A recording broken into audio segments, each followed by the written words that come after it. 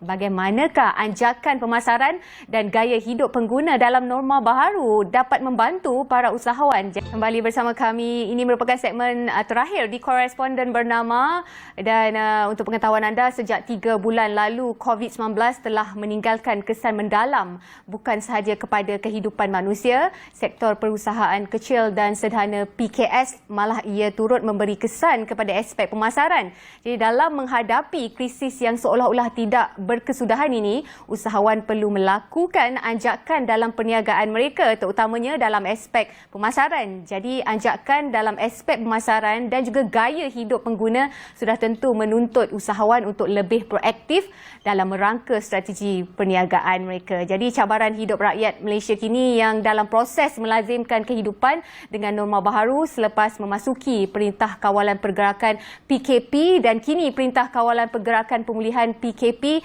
sudah tentulah lanskap pemasaran sebelum, semasa dan selepas PKP mengalami perubahan yang besar dalam memenuhi permintaan pengguna dan tuntutan semasa. Suka ataupun tidak, kita mesti mengikut trend peredaran global dengan mengubah strategi serta lanskap pemasaran untuk memastikan survival dalam perniagaan. Baiklah, untuk membincangkan topik ini dengan lebih menyeluruh, kita bersama dengan Profesor Madya Dr. Muhammad bin Ismail selaku Pengarah Pusat Pembangunan dan Pendidikan Keusahawanan SID UMK secara live ketika ini di talian. Kita ada Profesor. Assalamualaikum, Prof. Waalaikumsalam warahmatullahi wabarakatuh. Apa khabar, Prof? Alhamdulillah. Terima kasih, Cik. Terima kasih Koresponden Bernama TV. Ya, baik, Prof.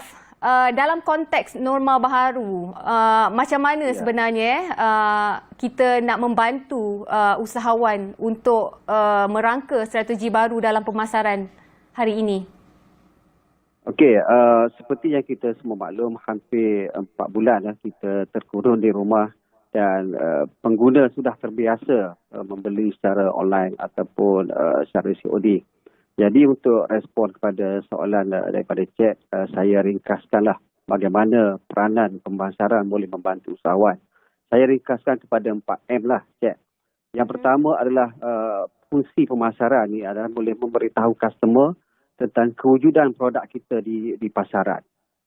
Yang kedua adalah apabila kita memberitahu customer, tugas sosial pemasaran adalah untuk memujuk pengguna ataupun prospek untuk mencuba supaya mereka rasa teringin untuk mencuba produk yang kita tawarkan.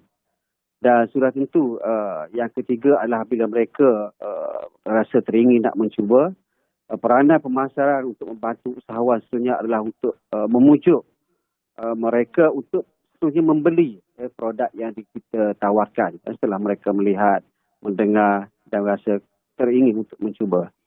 Dan M yang keempat adalah peranan pemasaran yang saya dapat rumuskan adalah untuk mengubah ataupun menukar pembeli yang menjadi pengguna kita sekarang menjadi loyal customer. Mereka terus menggunakan produk kita.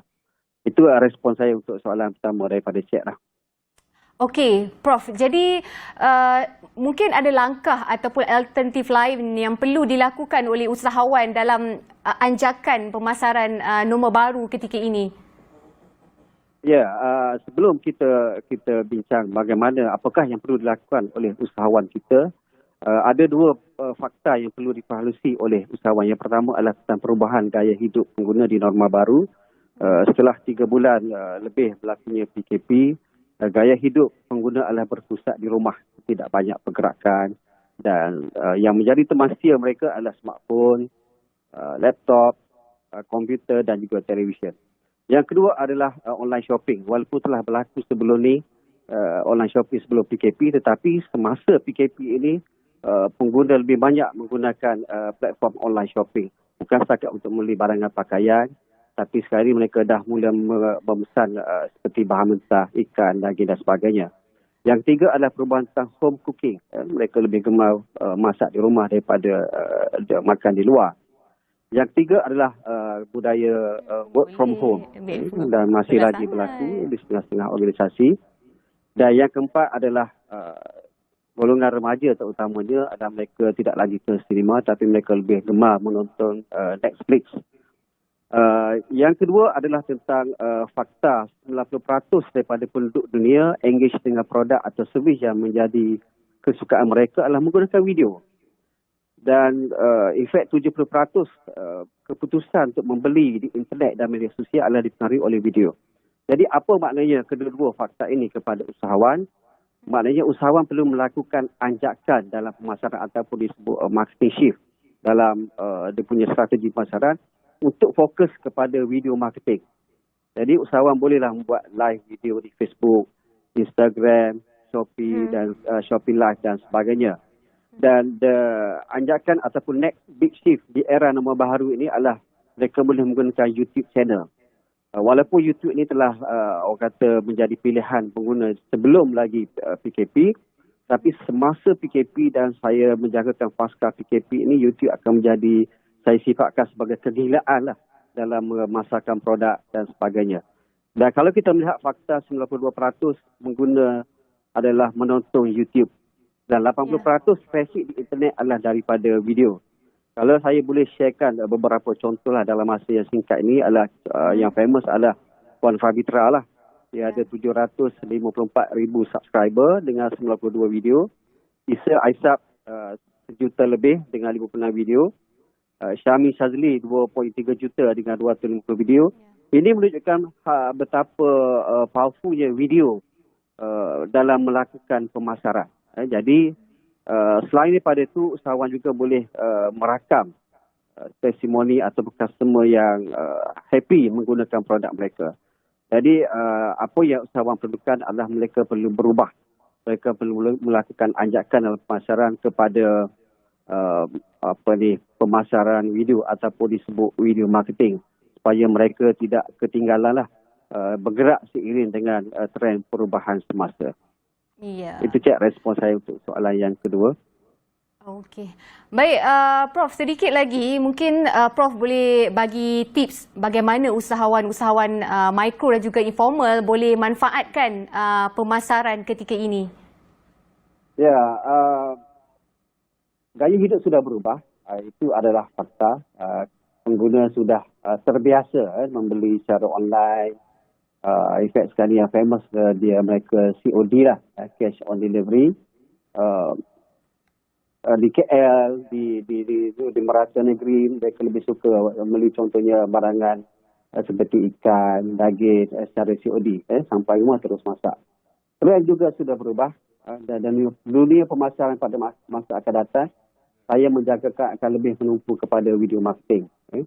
Jadi usahawan dari sektor SME dan in fact informal sector walaupun pemain-pemain industri kecil yang berniaga seperti goritisan, tepi jalan dan juga yang lain-lain, mereka juga boleh memanfaatkan apa yang kita sebut sebagai anjakan dalam pemasaran dengan menumpukan kepada video marketing.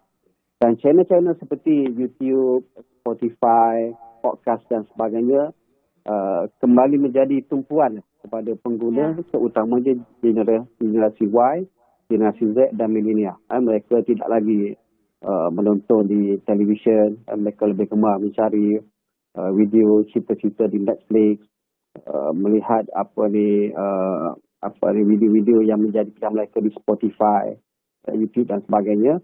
So apa yang perlu dilakukan adalah yang paling penting adalah action.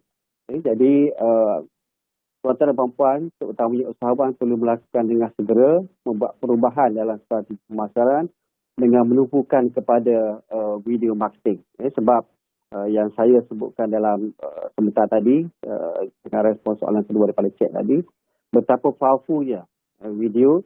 Sebab pengguna mereka lebih suka melihat video dan keputusan untuk mereka beli adalah berdasarkan apa yang mereka lihat, mereka dengar dan mereka hayati melalui video yang kita muat naik sama ada di YouTube dan sebagainya. Dan YouTube saya menjangkakanlah cek dalam masa tahun yang akan datang atau 5 tahun pasca PKP cepat ini akan menjadi pilihan kepada pemasaran terutamanya usahawan dan juga pengguna sendiri. Mereka lebih gemar berkongsi apa saja melalui YouTube. Jadi usahawan tak kira lah sama ada di SME, micro, informal sector perlu cepat bertindak dan berubah. Kerana trend perubahan dalam gaya hidup pengguna juga turut berubah dengan begitu pantang tadi. Kegagalan usaha masuk melakukan anjakan besar dalam pemasaran akan buatkan mereka jauh ketinggalan. Terima kasih banyak Prof. Masa agak mencemburui kita. InsyaAllah kita jumpa di lain kesempatan Prof. Itu dia Profesor Madya Dr. Muhammad bin Ismail selaku Pengarah Kanan Fakulti Keusahawanan dan Perniagaan Universiti Malaysia Kelantan atas perkongsian kupasan topik yang cukup menarik.